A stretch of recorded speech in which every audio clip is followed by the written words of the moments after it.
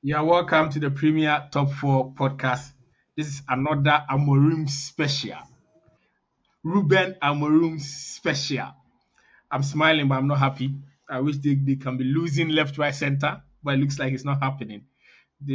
For some reason, this guy is making them score and all that. And so this particular podcast is for the Manchester United versus Everton, which ended 4-0.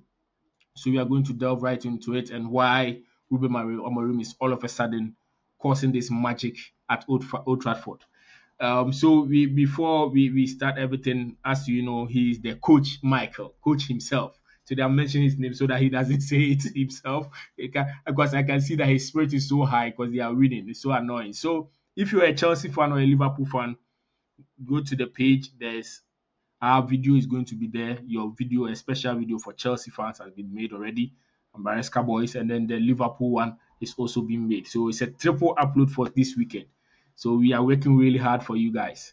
Okay. So, coach, and let me line up, tell you guys the lineup that Ruben Amorim went for. He is still maintaining his 3-4-3 formation. He's sticking to his guns. And the defense, he went for Mazraoui, Delete, and Martinez. And in the midfield, there was a change there where he went for Mainu and what some people call him Mainu. Please, it's Mainu. He's a Ghanaian. Mainu. Mainu and Casemiro. And then Diallo and what? Diallo. Amad Diallo. And then in the attack, he went for Rashford, Bruno Fernandes, and then Zirkzee. So Zirkzee was the number 9 this time around. So there was a tweak there. Okay, so coach, what was your first thought on the lineup when you saw the lineup? What was Yeah, your first so thought? my first thought was, every time I come to the podcast, I always talk about the coach being the one that sees people in training. But in all honesty, my first thought was Zeke, Zirkzee. So I was wondering how he made the team.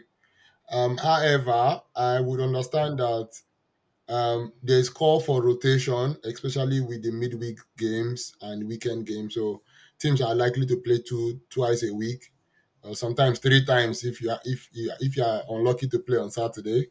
So Zirkzee was the biggest surprise for me, coming in there, and it was more of rotation. But I would say Zirkzee was the biggest surprise in the team. And if you also see, he's trying to maintain the back three, which will be good, just so that there's some sort of understanding and familiarity there. Consistency. Yeah. Okay, so I think the first 25 minutes, Everton was, dominating the play. What was going on there? Yeah, so it's I would say it's more of this controlling the pace. I was actually shocked with close about 72% possession, but Man U were a threat on the counter. But I see that Everton was trying to hold possession and control the play. Even the commentary at some point said something about the team trying to manage Manchester United under Amorim scoring in the first 10 minutes. In fact, scoring under the first 5 minutes. So they were trying to manage the threat so that they don't lose it. And the first 25, it was terrible because we were just playing on the counter. We couldn't tackle, we couldn't win second balls and all that. So it was just a terrible. But they found the foot just as the goal came. Okay, so why is Rashford all of a sudden scoring on all cylinders? He's so on fire. What do you think Amorim has done to this guy? What is going on?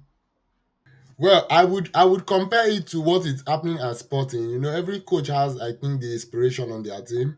Um, Amorim has left Sporting and they are no more scoring, and he's come to Manchester United, and Manchester United is scoring. I think in the games he's managed, he's not scored less than 3 goals. So you can see that there's the system. So in one of the interviews last week, Rasmus said that the system suits him because he played the same in Atlanta. And somewhere behind that striker, Rashford has always loved to play the attack. He doesn't like to play the flank.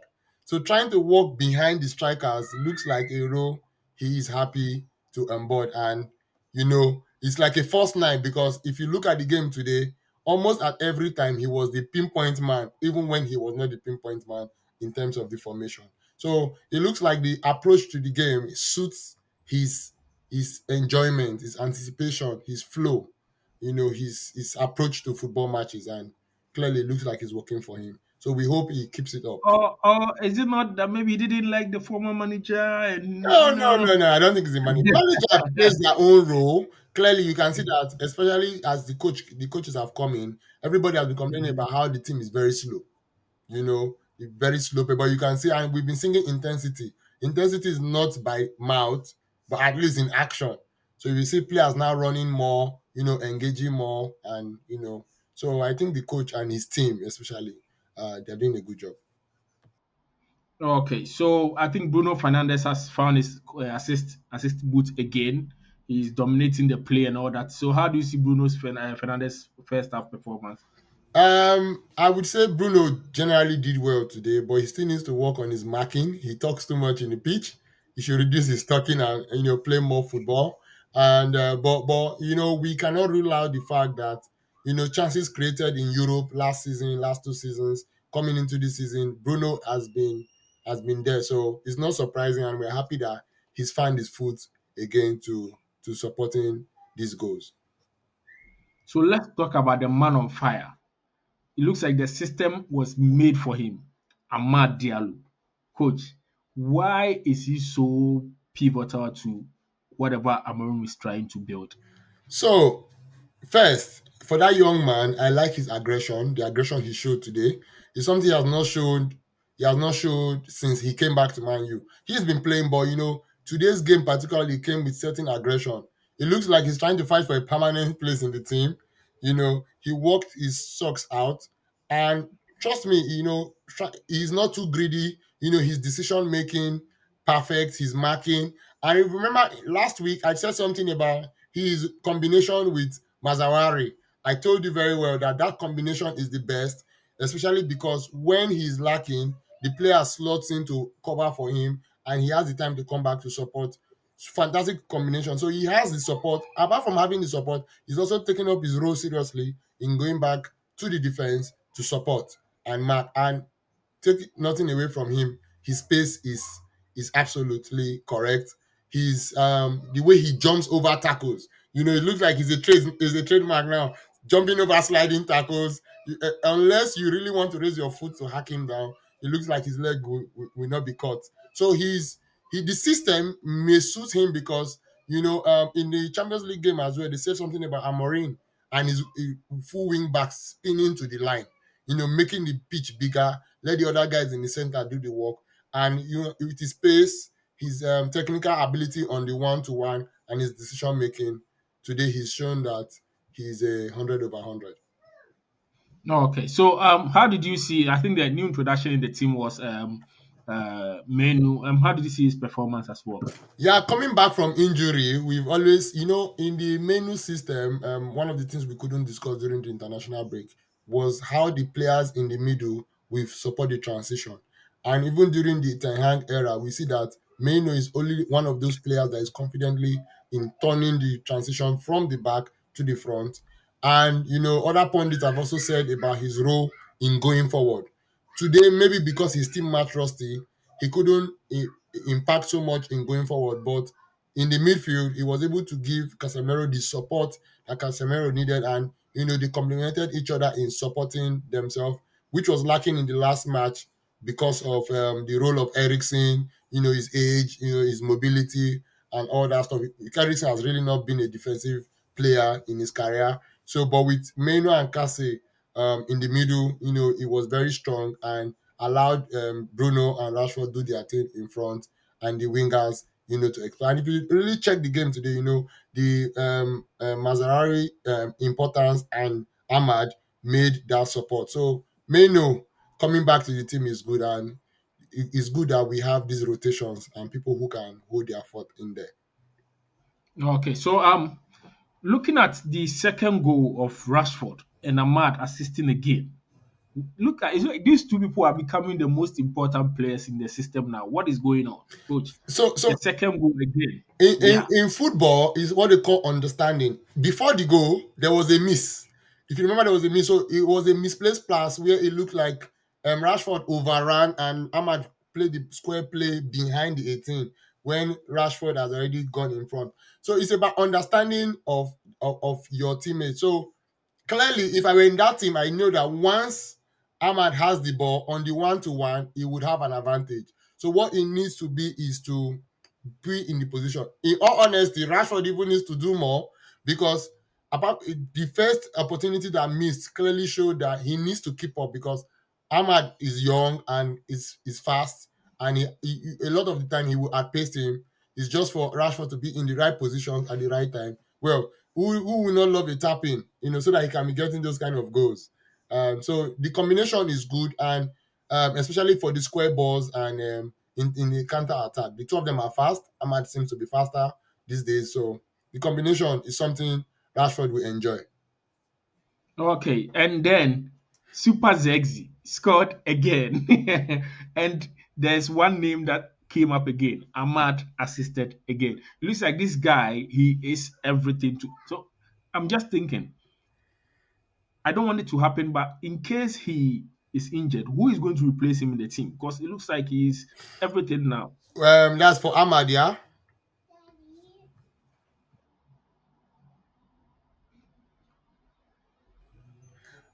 So with the Ahmad's role, like I said at the beginning of the podcast, the coach is trying out a rotation.